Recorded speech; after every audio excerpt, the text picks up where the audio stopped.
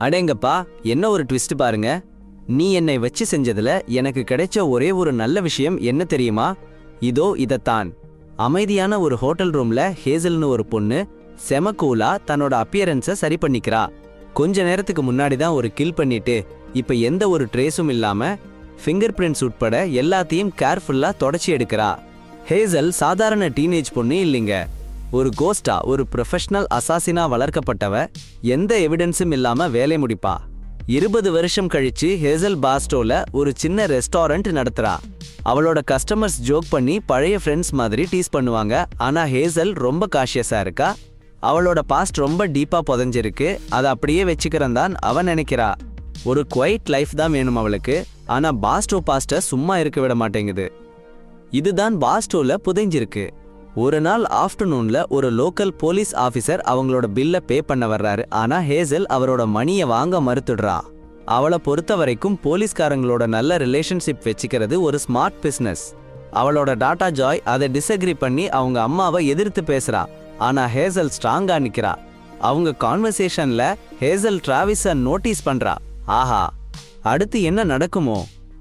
ஜோயோட பாய் friend ஒண்ணுமே order பண்ணாம ரெஸ்டாரண்ட்ல அப்படியே உட்கார்ந்திருக்கான்னு பாருங்க. ஹேசலுக்கு அவனை சுத்தமா நம்பவே முடியல. ஆனா நம்ம ஜோய் இருக்காளே, நான் டிராவிஸ் கூட போயே தீருவேன்னு ஒரே பிடிவாதமா இருக்கா. ஹேசல் காலேஜுக்கு சேர்த்து வச்சிருந்த சேவிங்ஸை கொடுன்னு கேட்டு நச்சரிக்கிறா. ஹேசல் என்னடானா முடியவே முடியாதுன்னு கராரா சொல்லிட்டா. விஷயம் காசு பணம் இல்லைங்க. டிராவிஸ் ஜோயோட ஃபியூச்சர் நாசமாக்கிடுவான்னு ஹேசல் பயங்கரமா நம்புறா. டென்ஷன் ஆகி ஜோய் புயல் மாதிரி வெளியே போறா. சப்போர்ட் இருந்தா என்ன, இல்லாட்டி என்ன, நான் போயே தீருவேன்னு கத்திட்டு போறா. கொஞ்ச நேரம் கழிச்சு எலியட்டுங்கிற ஒரு மனுஷன் சாப்பிட்டுட்டு காசு இல்லைன்னு சொல்றான் பாருங்க. ஜோய் அவனை வெளுத்து வாங்கிறா. ஹேசலுக்கு செம டென்ஷன் ஆகிடுச்சு. எலியட் என்ன சொல்றானா, நான் ஒரு அனாதை, 4 நாளா சாப்பிடல, போறதுக்கு இடமில்லன்னு கதறான். ஹெல்ப் பண்ண ஒரு வாய்ப்பு கிடைச்ச மாதிரி ஹேசல் ஒரு ஜாப் கொடுக்கறா. பாத்திரம் கழுவுற வேலை, பின்னாடியே ஒரு ரூம். உடனே ஓகே சொல்றான் பாருங்க. டிராவிஸ் வேற ஜோய பணத்துக்காக பிரஷர் கொடுத்துட்டே இருக்கான். அன்னைக்கு மத்தியானம் மறுபடியும் ட்ரை பண்றா. ஹேசல் அசர மாட்டேங்கிறா.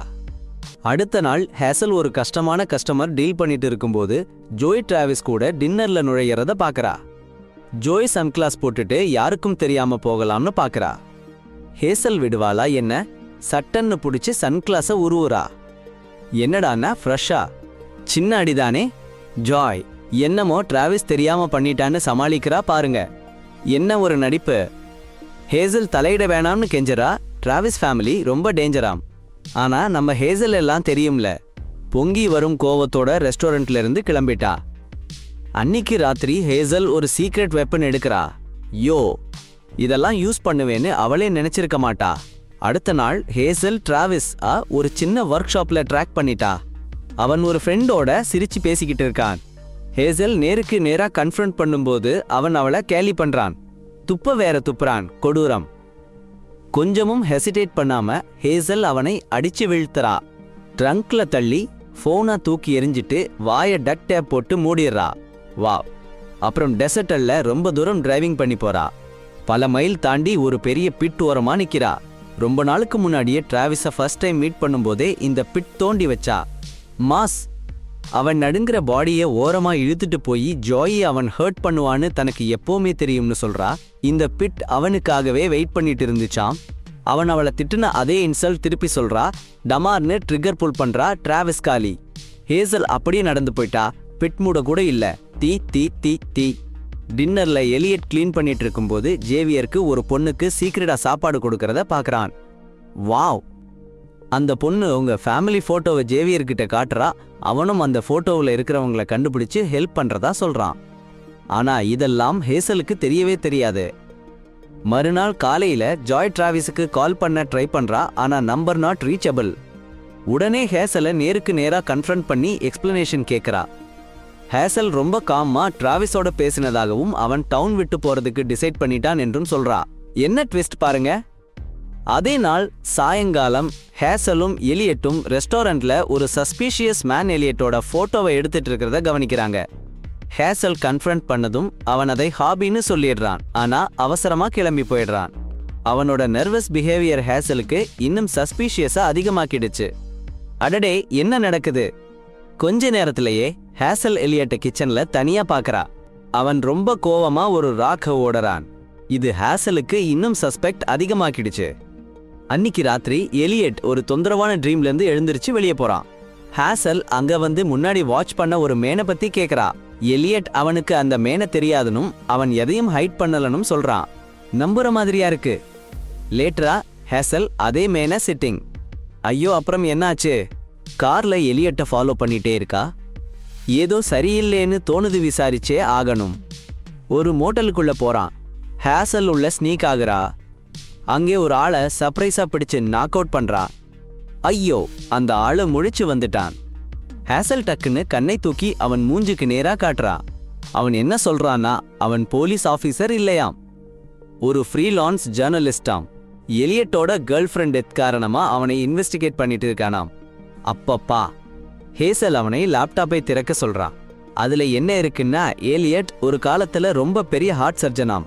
பல வருஷத்துக்கு முன்னாடி ட்ரங்க் அண்ட் டிரைவ் பண்ணி ஆக்சிடென்ட்ல அவனோட கேர்ள் ஃப்ரெண்டை கொன்னுட்டு ஜெயிலுக்கு போயிருக்கான். அடப்பாவமே. ஹேசல் லேப்டாப்பை எடுத்துட்டு கிளம்புறா.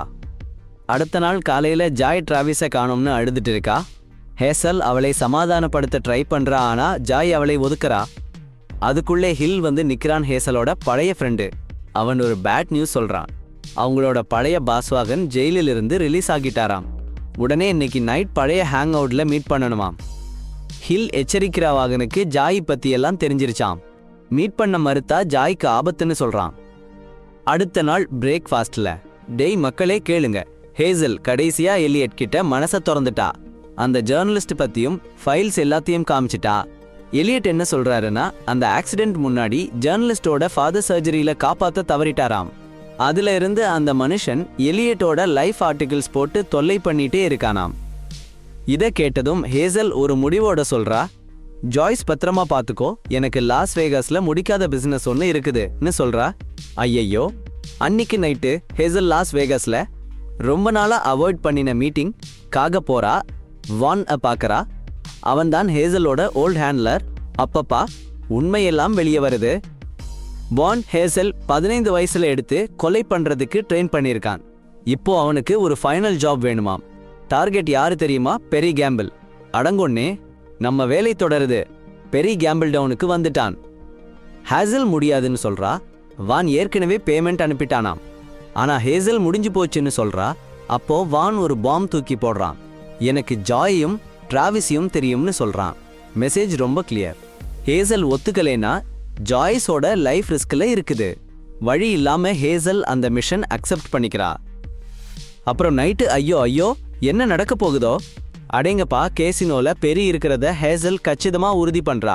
பயத்தில் அலரும் முகம். அப்புறம் டின்னருக்கு வந்து எலியட் கிட்ட பேசுறா. ஒரு நிமிஷம், இவ ஹேசல் தானான்னு சந்தேகமா இருக்கு. ஏன்னா அந்த அளவுக்கு உண்மையை கொட்டரா. திகைப்பை காட்டு முகம். சின்ன வயசுல ஹீரோயின் போதையில இருந்தாளாம். அப்போ வான் வந்து காப்பாத்தாம கொலைகாரியா மாத்தினாராம். அதிர்ச்சியை வெளிப்படுத்தும் முகம். அடக்கொடுமையே. ஒருத்தர் மாட்டிக்கிட்டா எவ்வளோ தூரம் போவாங்கன்னு அவளுக்கு நல்லாவே தெரியும். ஜாய் அந்த நிலைமை வரக்கூடாதுன்னு சொல்றா. ஒரே ஒரு ராத்திரி ஹேசல் எலியட்டும் அவங்களோட கஷ்டத்தை மறந்து ரிலாக்ஸ் பண்ணிக்கிறாங்க. ஆஹா. அடுத்த நாள் காலையில ஹேசல் லாஸ் வேகாஸ் போறதா எலியட் கிட்ட சொல்றா. மிஷன் ஆரம்பம். வெடித்தல் அன்னிக்கு சாயங்காலம் கேசினோல பெரி மேல ஆக்சிடென்டலா இடிச்ச மாதிரி ஹேசல் நடிக்கிறா. ஆனா பெரி அசரவே இல்ல. டக்குன்னு அவளை கண்டுக்கிறான்.